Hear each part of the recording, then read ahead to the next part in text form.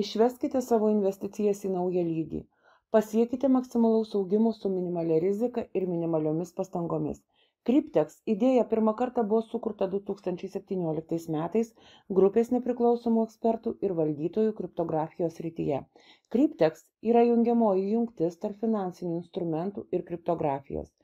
Dėka Cryptex ir hibridiniam DeFi kontraktui mes įgyjame tam tikrą nepriklausomybę, todėl, kad atjungti DeFi protokolą praktiškai neįmanoma, net esant rimtos krizės sąlygoms.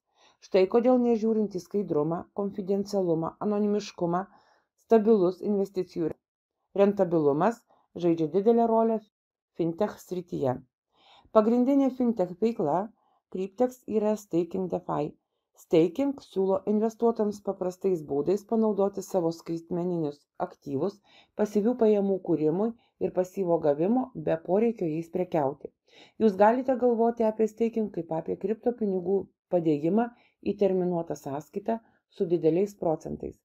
Kada jūs padedate pinigus į terminuotą sąskaitą, bankas paima šios pinigus ir kaip taisyklė juos perduoda kaip kreditą kitiems žmonėms. Mainais už tai, kad saugojate šiuos pinigus banke, jūs gaunate dalį paskolos palūkanų.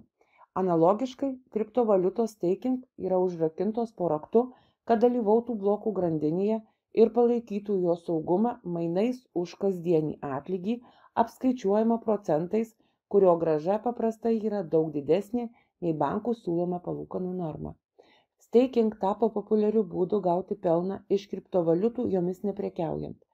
Cryptex'e šios kriptovaliutos klientui teikiamos tam tikrą laikotarpį mainais už nedidelį mokestį. Tai pašalina paties kliento investavimo riziką. Kriptovaliutos širdis Cryptex'e yra kliento piniginė kartu su hibridinė DeFi sutartimi. Piniginė yra visiškai anonimiška ir yra susieta tik su jos numeriu ir savininko elektroninio pašto adresu. Cryptex piniginė yra apdrausta 108 tūkstančiais JAV dolerių sumai. Pagal šį draudimą bankas suteikė 43 200 dolerių paskolą. Draudimo įmokos ir paskolos palūkanos mokamos iš vėlesnio pelno. Kai jau sudaryta hibridinė DeFi sutartis, kurios terminas 5 arba pasirinktinai 7 metai, ši suma pervedama į kriptovaliutų piniginę. Mokestis už DeFi hibridinės sutarties pasirašymą yra 100 JAV dolerių. Be verifikacijos procedūros galima pasirašyti nedaugiau kaip 20 sutarčių. Kai tik 43 200 dolerių bus įdėti į piniginę, jie automatiškai pradeda dalyvauti DeFi staking'e. Ir nuo to momento pelnas bus įskaitytas į piniginę kasdien 7 dienas per savaitę.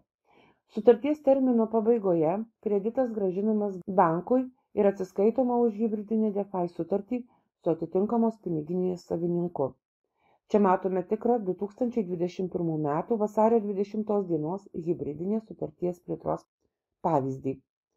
Ši hibridinė sutartis, nepaisant trumpo laikotarpio, jau atnešė apie 133 tūkstančius dolerių pelno. Taigi, pelnas buvo daugiau nei 200%. Čia galite matyti, kad visi mokėjimai, įmokos ir palūkanos buvo sumokėtos pagal sutarties sąlygas. Tuo tarpu šios DeFi hibridinės sutarties likutis ir toliau didės, bet už tokią sutartį tereikia sumokėti labai mažai, tik 100 JAV dolerių. Jums reikia daugiau informacijos, pavyzdžiui, apie pasibaigusius kontraktus ir patvirtintas išmokas? Vis dar turite klausimų apie Cryptex geriausią pasaulyje premijų sistemą? Tada žiūrėkite vieną iš mūsų internetinių seminarų arba susisiekite su žmogumi, kuris rekomendavo šį vaizdo įrašą jums.